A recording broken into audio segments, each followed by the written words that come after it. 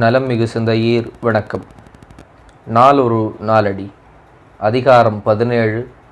பெரியாரை பிழையாமை. பாடல் 161.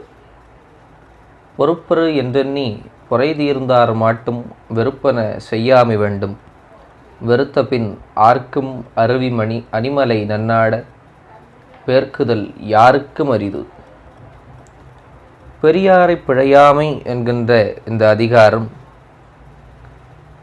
சான்றோர்களாக இருக்கின்றவர்களிடத்திலே எப்படி நடந்து கொள்ள வேண்டும் என்கின்ற தெளிவை நமக்கு வழங்குகின்ற செய்திகளை தருவதாக அமைகின்றது.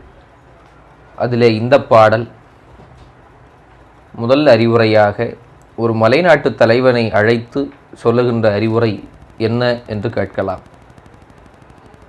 பெரியவர்கள்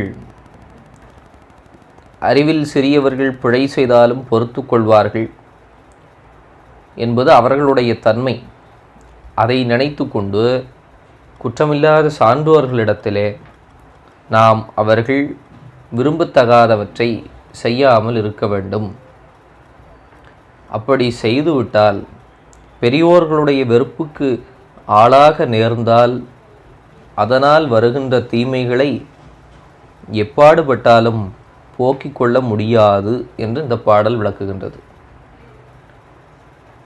பிழைத்தவை பொறுக்கையெல்லாம் பெரியவர் கடமை அன்றே என்று திருமுறைகளிலே ஒரு பாடல் இருக்கின்றது.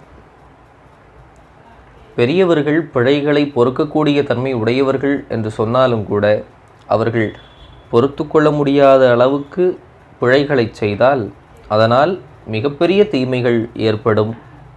அந்த தீமைகளிலிருந்து நாம் தப்ப முடியாது என்பதால் செய்தக்க அல்ல செய்யக்கெடும் என்ற வள்ளுவரின் வாக்கை நினைத்து